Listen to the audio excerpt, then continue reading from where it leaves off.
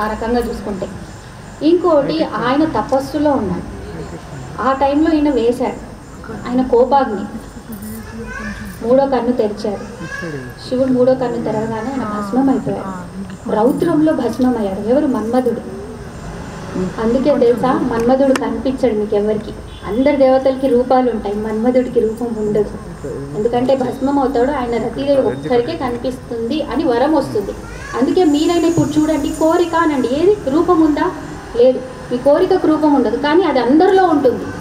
So ఈ కోరికనే ఆయన భస్మం చేశాడన్న. భస్మం చేసిన తర్వాత ఏమవుతుంది? సరే ఆ భస్మం ఉంటుంది, కానీ దాంట్లో ఇంకా కొంచెం ప్రాణం ఉంటుంది. విఘ్నేశ్వరుడు వల్ల ఆయన కొంచెం అందులో ప్రాణం ఒక ఫామ్లోకి తీసుకుంటుంది అనమాట, ఒక రూపంలోకి, ప్రతి రూపంలోకి.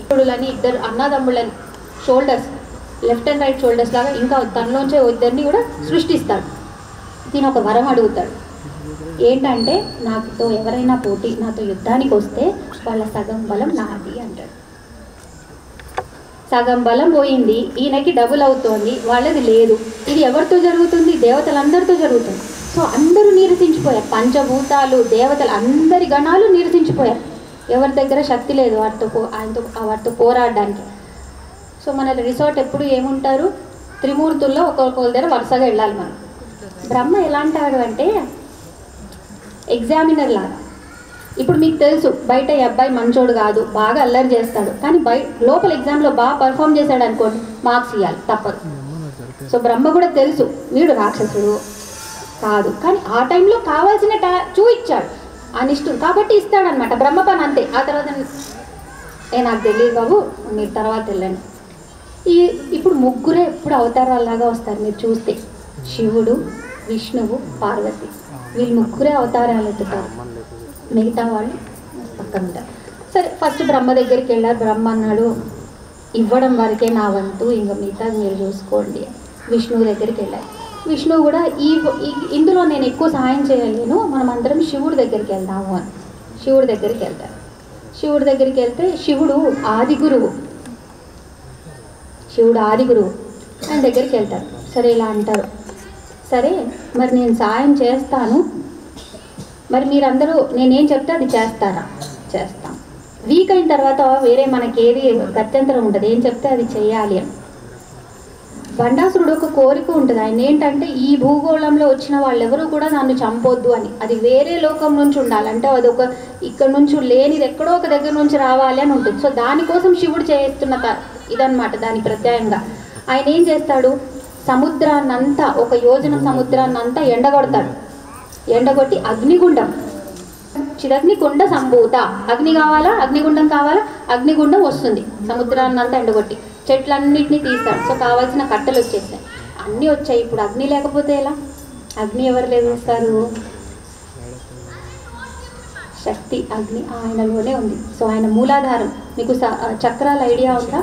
కింద ఉంటుంది మూలాధారం, అంటే మొత్తం కింద సేకరణ చేస్తారు.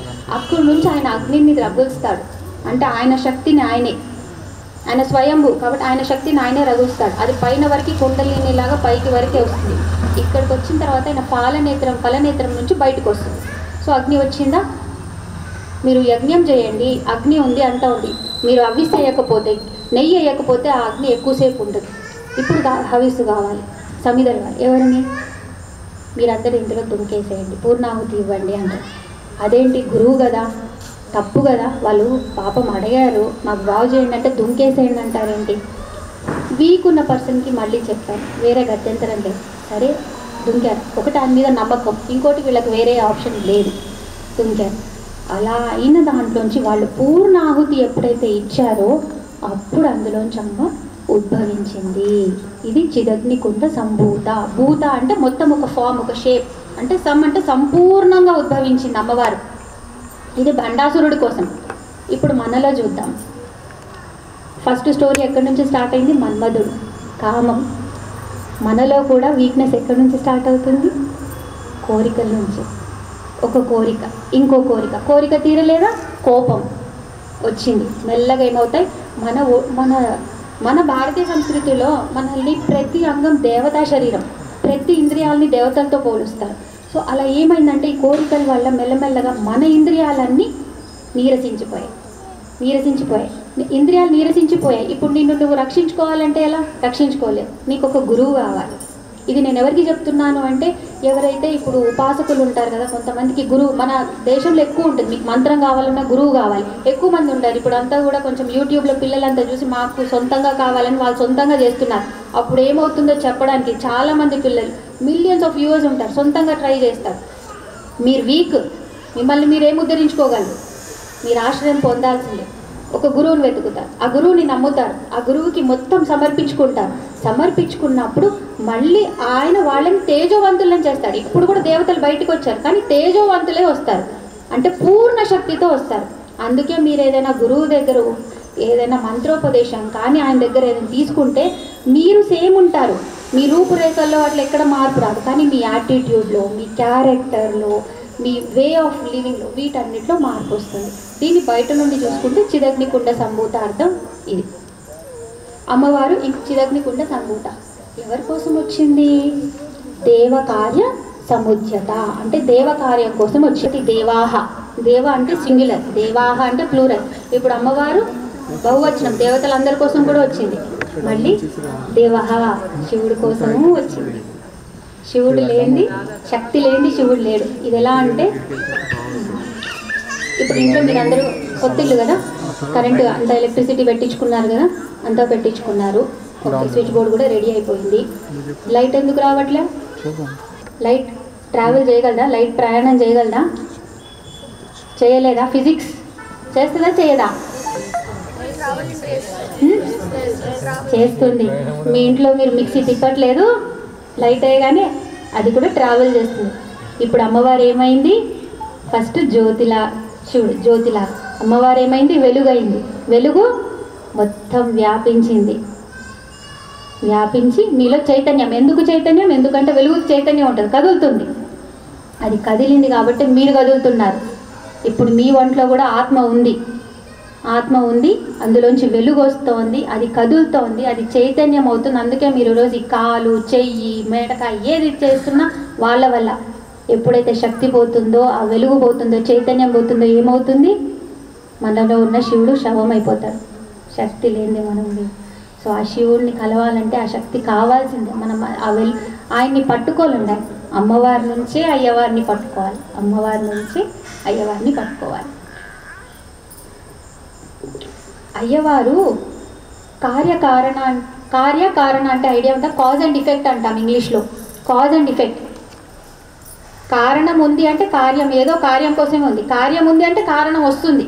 అలాగే వీళ్ళిద్దరు అదే అనమాట. వీళ్ళ బాండింగ్ ఎంత బాగుంటుందంటే, అసలు ఇది విన్న తర్వాత మనం సరే మొగుడు పిల్లలను గొడవ వేసుకుంటాం కాదని అనుకోండి, విడిపోతారా?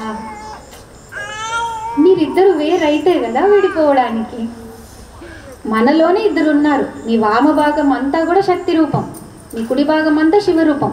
కానీ మీలో ఎక్కువ మీరు ఏది మీకు బయటికి వరకు కనిపిస్తుందో మీరు ఆ ఫామ్ తీసుకుంటారు. అది కూడా మీ పూర్వజన్మ వాసన వల్ల తీసుకుంటారు. కానీ బేసిక్గా ప్రతి వాన్లో ఒక హాఫ్ వామ భాగం అమ్మవారిది, కుడి భాగం అయ్యవారిది. సో అదే చెప్తున్నారు. ఏం చేస్తారు కుండలి అంటే మీలో మిమ్మల్నే కలుపుతారనమాట. సో మనం బయట నుంచి ఎక్కడి నుంచి మనల్ని మనం కలుపుకోవడానికే మన ప్రయత్నం అంతా సాగుతుంది. ఒకసారి కొంచెం లలిత సహస్రనామం ముందుకు వద్దాం. కొంచెం లలిత సహస్రనామం మొత్తం ఎంత? 1000 నామాలు. ఎన్ని శ్లోకాలు? 182 అంటే హాఫ్. లాస్ట్లో ఉన్నది మనం లెక్క పెట్టాం, ఎందుకంటే లలితాంబిక అని పేరు వచ్చాకే ఆపేస్తాం. 182 అండ్ హాఫ్, 182 అండ్ హాఫ్. ఒక శ్లోకానికి ఎన్ని పాదాలు? 16. మీకు పైన వరుస టీత్ ఎన్ని? పళ్ళు, దంతాలు ఎన్ని? 16. కింద 16.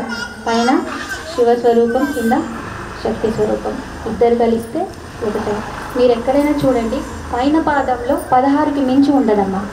అది 2 లాగా డివైడ్ చేయండి, 8 లాగా చూడండి, 3 5 లాగా చూడండి, ఎలా ఉన్నామండి. మీరు పాదాలు ఇప్పుడు చూడండి, 16కి మించి ఉండదు. లేకపోతే 16 అన్నీ ఒకేసారైనా ఉంటాయి. కొన్ని మన 16 ఒకేసారి చెప్పాలి. ఇప్పుడు వచ్చే నామాలన్నీ, కింద నామాలన్నీ అలాగే ఉంటాయి. వ్యాస మహర్షి అంటే అప్పుడు చెప్పిన వశిన్యాది వాగ్దేవతలు ఇంత బాగా సైన్స్ ఎవరైనా చేయగలరా? ఇంత టెక్నాలజీ ఎవరైనా చేయగలరా?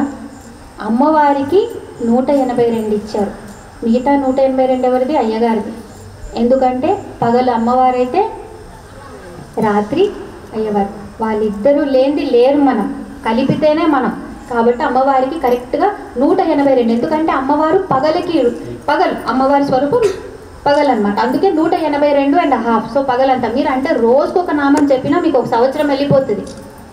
రోజుకొక నామం అంటే ఒక పూటకో కాదు, ఒక జీవితం అంతా గడిచిపోతాయి. రోజు శ్రీమాత శ్రీమాత శ్రీమాత అనుకోండి. రాత్రి కల్లోకి రాకపోతే వచ్చిన డోర్ కొట్టండి, సరేనా?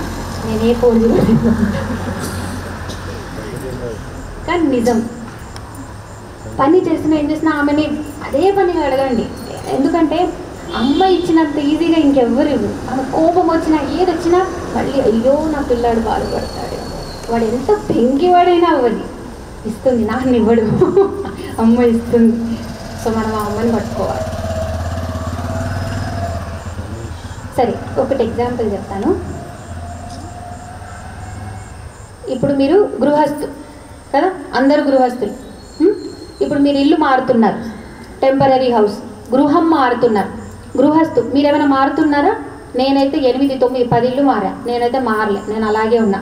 నేను గృహస్థుని. ఇల్లు మారుతున్నా. ఇల్లు మారినప్పుడు ఏం తీసుకెళ్తా? నా సామాన్లు తీసుకెళ్తూ ఉంటా ప్రతి ఇంటికి, రైట్? అలాగే ఇప్పుడు నేను గృహస్థు అంటే నాలో ఉన్న ఆత్మ అలాగే ఉంటుంది. గృహం అంటే శరీరం మారుతూ ఉంటుంది. ఎంతవరకు మారుతుంది? మీ సామాన్లు 0 అయిపోవాలి. అంటే మీరేం నెక్స్ట్ ఇంటికి వెళ్ళినప్పుడు ఏ సామాన్లు తీసుకెళ్ళొద్దు. అంటే మీకు ఎలాంటి వాసనలు ఉండొద్దు. ఈరోజు మనం ఉన్నాము అంటే మనకి ఏదో ఒక రకం వాసన ఉంది కాబట్టే ఉన్నాం.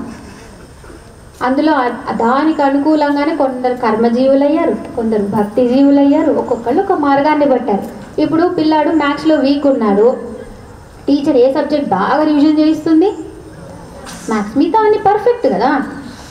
సో అలాగే మీ వాసనలన్నీ కూడా లెక్కబెట్టి అమ్మవారు మీరు ఎందులో వీక్ ఉన్నారు అంటే మీరు ఇంకా ఏ కర్మశేషం మిగులుందో మిమ్మల్ని ఆ జీవుల్ని చేస్తుంది. కాబట్టి దయచేసి కర్మ చేసే వాళ్ళని కర్మ చేయనిద్దాం, భక్తిలో ఉన్న వాళ్ళని భక్తిలో ఉండనిద్దాం. ఎందుకంటే మీరు అది కంప్లీట్ చేయడానికి వచ్చారు. మీరు 0 అవ్వాలి అంటే కంప్లీట్ చేయాలి అది. కాబట్టి ఒక్కొక్కళ్ళు ఒక మార్గంలో ఉంటారు, దానికి మనం గౌరవించి వదిలేయాలి. నాకు అది అర్థమైంది కాబట్టి నేను కొంచెం వదిలేస్తున్నాను, అంటే ఆయనకి స్పేస్ ఇస్తున్నా. శివశక్తుల పిల్లలు ఎవరు? వినాయకుడు, కుమారస్వామి, కార్తికేయ. అసలు వీళ్ళందరూ మన బాడీలో ఎలా ఉన్నారో చూడండి. కింద మూలాధారం ఉంటుంది. మూలాధారం అంటే సేక్రెడ్ ప్లేస్, మొత్తం కింద. అక్కడ ఎవరు ఉంటారు? అమ్మవారు ఉంటారు, కానీ ముడుచుకొని ఉంటుంది. ఆమె లేగదనమాట, ముడుచుకొని ఉంటుంది. 3.5 చుట్లు చూసుకొని ముడుచుకొని ఉంటుంది. అందుకే మీరు ఫస్ట్ ఎవరిని ప్రార్థిస్తారు తెలుసా? వినాయకుడిని. వినాయకుడు ఏం చేస్తాడు? అంతఃకరణ చతుష్టయం అని రాశాను అక్కడ లాస్ట్లో. అంటే మీ మనస్సు, బుద్ధి, చిత్తం, అహంకారం వీటన్నిటినీ చేస్తాడు. వినాయకుడికి వాహనం ఎవరు? ఎలుక. ఎలుక ఎందుకు? ఆయనేమో అంత పెద్ద తొండమో, ఆయన పెద్ద బొజ్జ, ఆయనకి ఎలుక వాహనమా? ఏమైనా సరిపోతుందా? ఎందుకు ఎలుక వాహనం? ఎందుకు? స్టోరీ మూషికాసురుడు అనే రాక్షసుడిని ఇది చేస్తాడు. వాళ్ళ ఆవిడ చాలా అంటే అమ్మవారి దగ్గర నుంచి వరం ఉంటుంది, ఆయనకి ఏం కావద్దంటే సరే వాహనం చేసుకుంటాడు. ఇది స్టోరీ, ఆధ్యాత్మికం. అమ్మ, మనం రాసినంత స్టోరీలు భూమి మీద ఎవ్వరు రాయలేదమ్మా. మనం నక్షత్రాలకి చంద్రుడికి చంద్రుడు అని పేరు ఇచ్చాం, మూన్కి. నక్షత్రాలన్నిటికీ ఆయన భార్యలని చెప్పాం. ఒక్కొక్క రోజు ఒక్కొక్కళ్ళకి ఇచ్చాం. మన అంత మంచిగా స్టోరీ రాసిన వాళ్ళు ఈ ప్రపంచంలో, ఈ భూగోళంలో ఎవ్వరు లేరమ్మా. మన ప్రతి సైన్స్ని వాళ్ళు స్టోరీ చేశారు. సైన్స్ని స్టోరీ చేసిన దేశం భారతదేశం.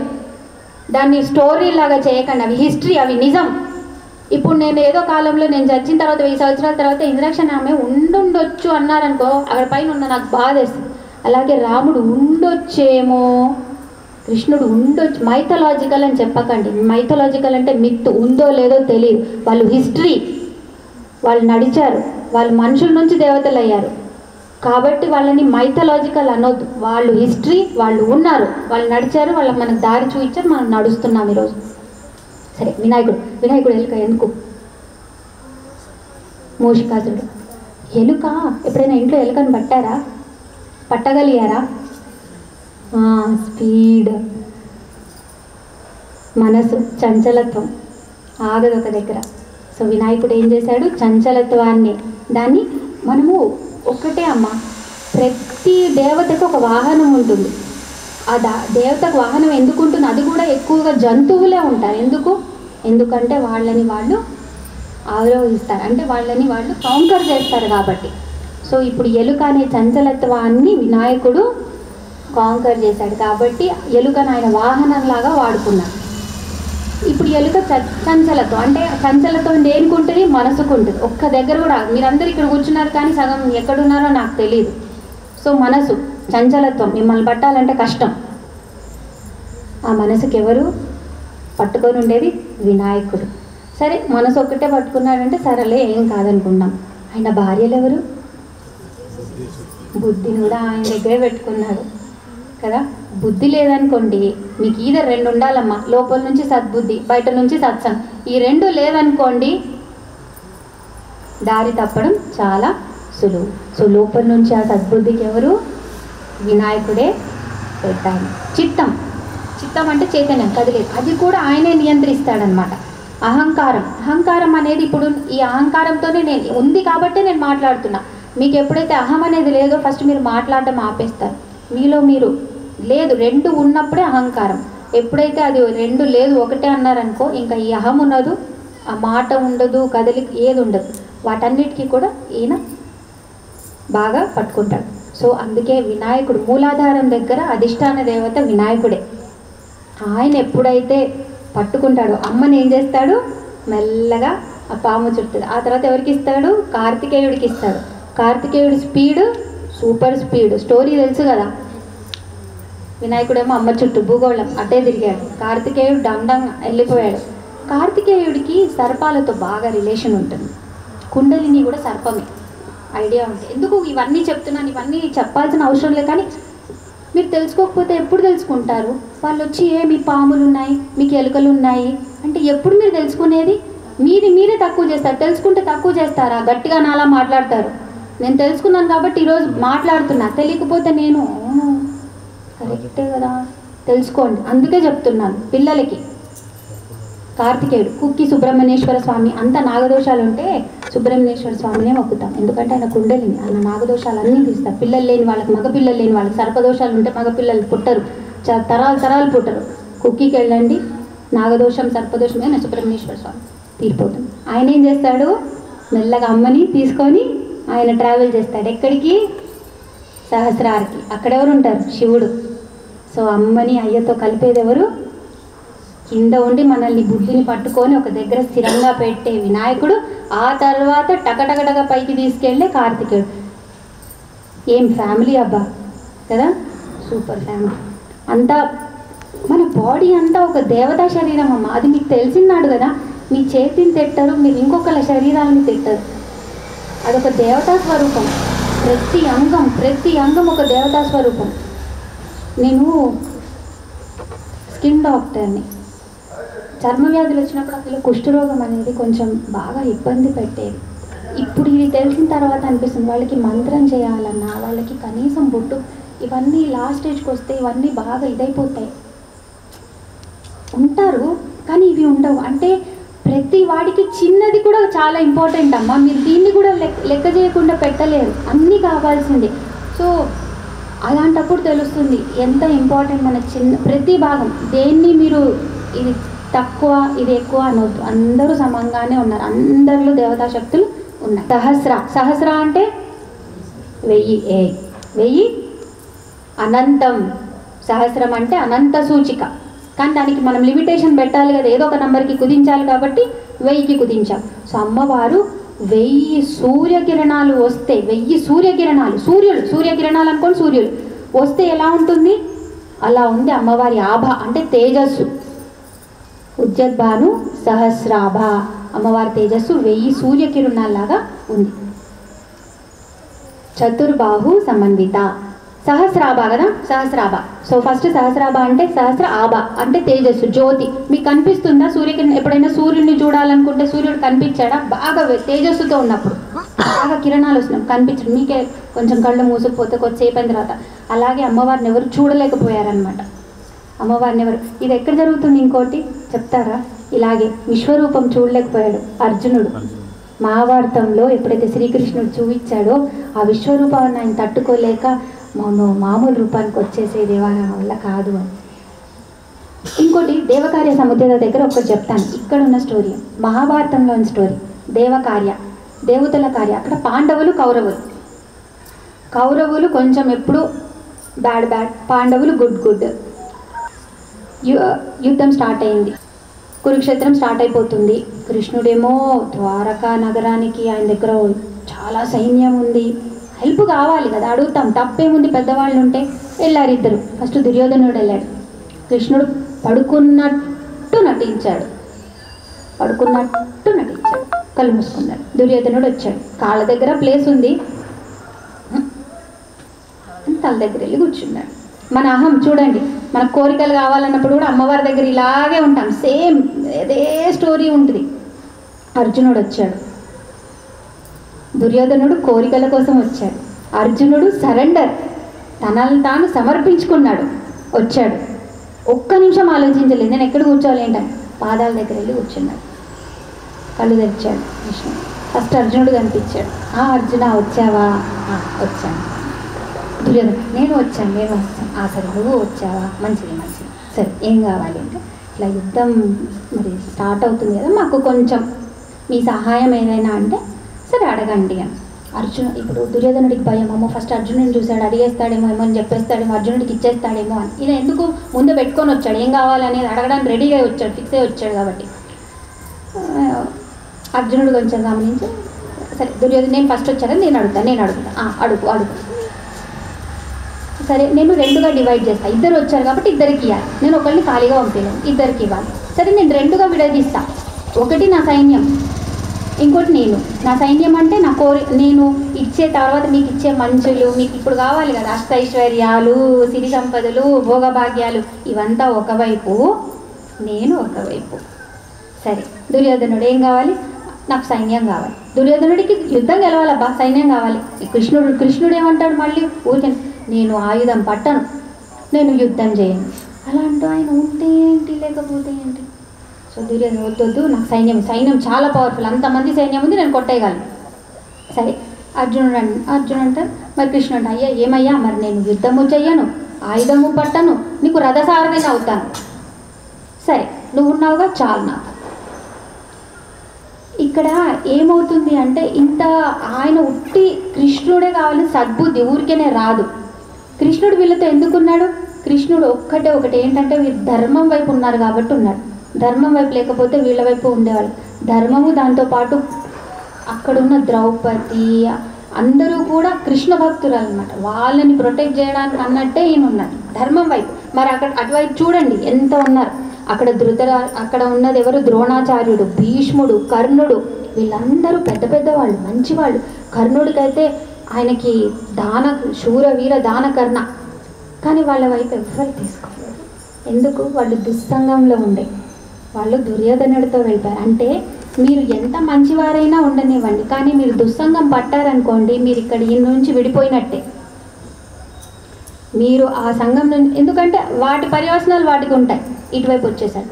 18 రోజులు నడిచిన కురుక్షేత్రానికి ఆయన ఆయుధం పట్టలేదు, ఏమీ చేయలేదు, కానీ అందరి బుద్ధుల్లోకి వెళ్ళి తిప్పాడు చక్రాలు. లాస్ట్కి ఏమైందో తెలుసు. సో ఆయుధం మనం ఎవరిని కోరుకోవాలి? ఆయన్ని. ఇప్పుడు అందరూ ఉపాసకులు, రమణ మహర్షి, వీళ్ళంతా ఆయన్ని పట్టుకున్నారు. ఆయన ఇచ్చే మనమంతా సిరి సంపదలనే పట్టుకునేవాళ్ళం. కాబట్టి ఆయన కూడా అక్కడే కొడతాడు. మీకు ఏది కావాలి అదే కదా, నేను కాదు కదా, సరే అదే ఇస్తాను, కానీ దానికి అనుకూలంగా దానికి ఉన్న కర్మ భరించండి, దానికి నేను కాదు. కర్మ అనేది కూడా ఎలా ఉంటుందంటే, మీరందరూ ఇక్కడ ఇల్లు కొన్నారు కదా, బిల్డర్ని ఎందుకు మాట్లాడారబ్బా, డైరెక్ట్గా వచ్చి సామాన్ తీసుకొని వచ్చేయచ్చు కదా. సరే డబ్బులు ఇచ్చారు, అన్నీ వచ్చారు, ఇంతమంది కొన్నారు కదా, డైరెక్ట్ వచ్చేసి ఉండొచ్చు కదా సామాన్ తీసుకొని. ఇంకేమి కొన్నారు కదా, భూమి కొన్నారు కదా అమ్మ, ఇంకేం కావాలి? సరే పర్మిషన్ వచ్చింది, అయితే ఏమి వచ్చేయచ్చు, ఎందుకు రాలేదు? ఇల్లు రెడీగా. ఇల్లు అంటే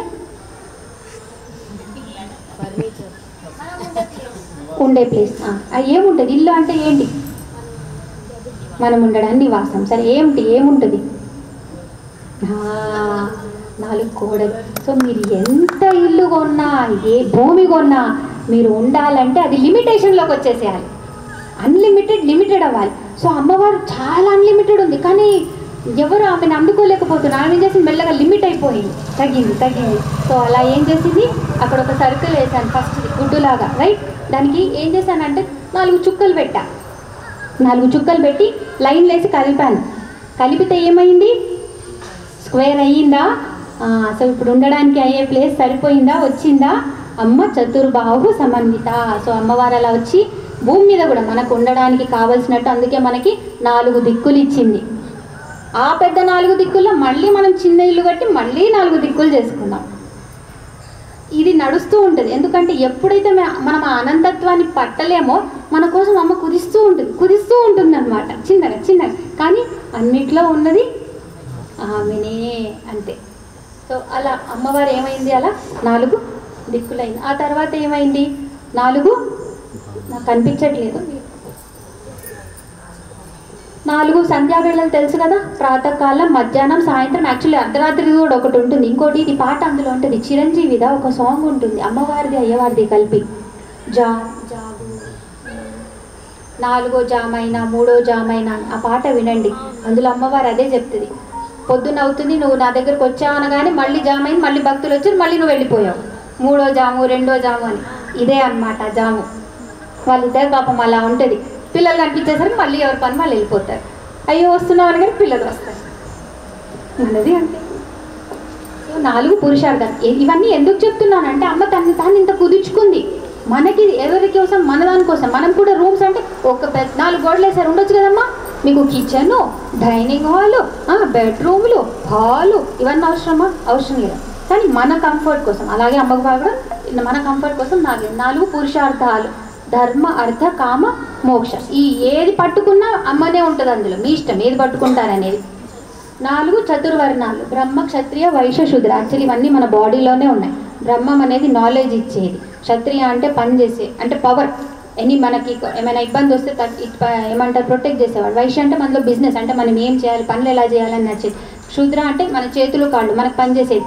పెరాలసిస్ వచ్చిన వాడికి బుర్ర ఉంది, సగం బుర్ర సరిపోతే వచ్చింది, కాళ్ళు చేతులు పని చేయట్లేదు. ఎంత ప్యాథటిక్ అమ్మా సిచ్యువేషన్ అంటే, మీలో వీళ్ళు 4గురిలో ఒక్కళ్ళు తక్కువైనా మన బాడీ నడవద్దు తెలుసా. ఎవరిని తక్కువ చేసేది లేదు, ఎందుకంటే అన్నిట్లో ఆమెనే ఉంది. నిద్రావస్థలు ఇవి తెలుసో తెలీదు. జాగృత్, స్వప్న, సుషుప్తి, తురియ. మనం జాగృత్ స్వప్నాల్లోనే ఉంటాం, సుషుప్తి తురియ మనది కాదు, అదంతా పెద్దవాళ్ళది. రమణ మహర్షి పెద్దవాళ్ళు వాళ్ళందరిది అనమాట. మనం ఆ స్టేట్లకు కూడా వెళ్ళలేం, దగ్గరకు కూడా వెళ్ళలేం, తెలుసుకుంటే చాలు. 4 వాకులు, అసలు వాకులు 4 ఉన్నాయని తెలుసా మీకు? పరా, పశ్యంతి, మధ్యమ, వైఖరి.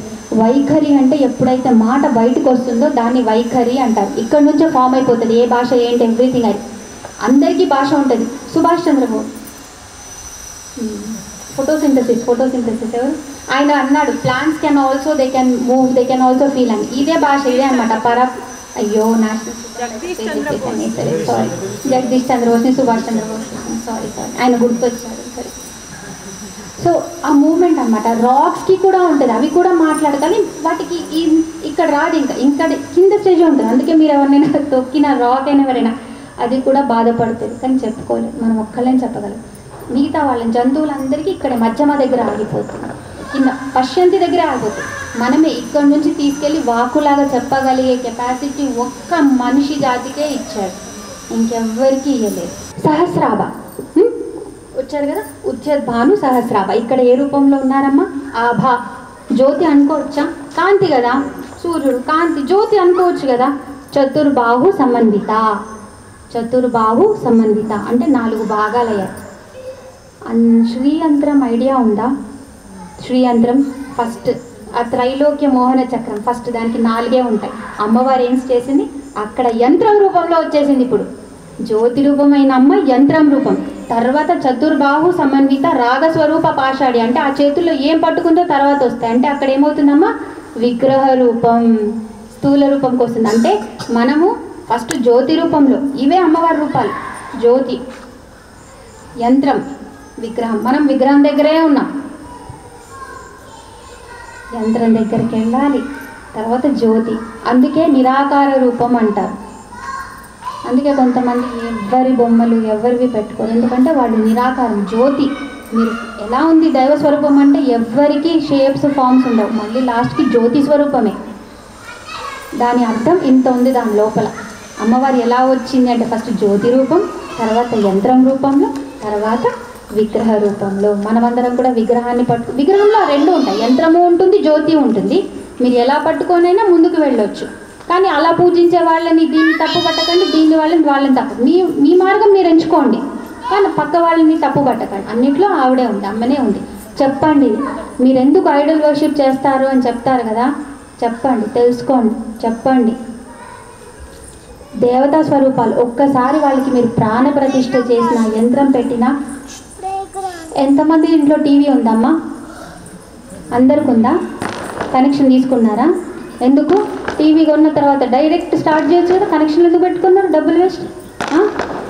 ఎందుకు పెట్టుకున్నారు కనెక్షన్లు? యాంటీనాలు ఎందుకు ఉన్నాయబ్బా మీ పైన ఇళ్ళల్లో? ఎయిర్టెల్, టాటా ఎందుకున్నాయి అంటే అర్థమైందా? షాప్లో కొన్నప్పుడు టీవీ కొన్నారు, కానీ దానికి మీరు కనెక్షన్ ఇచ్చినప్పుడు అదేమైంది? లోకమంతా చూపిస్తుంది. అమ్మవారిని శిల రూపంలో ఎప్పుడైతే చెక్కుతాడో ఆ శిలాకారుడు పైన ఎక్కుతాడు, అటు ముక్కును ఇటు అటు అన్నీ చెక్కుతాడు, అప్పుడు వాడికి తప్పు లేదు, ఎందుకంటే అది శిల రూపంలోనే ఉంది. ఎప్పుడైతే అది ప్రాణ ప్రతిష్ఠ చేయబడుతుందో దాని లోపలికి ఎనర్జీ చేయబడుతుంది, అది అమ్మవారు, అయ్యవారు, విష్ణు మీరేమైనా అనుకోండి అయిపోతారు. మన విగ్రహాలు ఉట్టి విగ్రహాలు కావమ్మా, చెప్పండి. విగ్రహ పూజ ఇవన్నీ ఎందుకంటే మనలో మనమే అంటాం, ఎందుకు ఇవన్నీ, వాళ్ళకి పూలు వేస్ట్, వాళ్ళకి పాలు వేస్ట్ చెప్పేవాళ్ళు ఉన్నారు. ఎందుకంటే బయట వింటాం, మనకు తెలియదు, మనము వచ్చి అదే చెప్తాం. వాళ్ళు కదులుతూ ఉంటారు, మన ఇంట్లో ఉంటారు, తిరుగుతూ ఉంటారు. మీరు నమ్ముతారా నమ్మరా అనేది. నమ్మకం లేకపోతే ఏమీ లేదు, నమ్మకం ఉంటే లోకమే అంతా ఉంది, మీరు ఉన్నారు. ఓం శ్రీ మాత్రే నమః.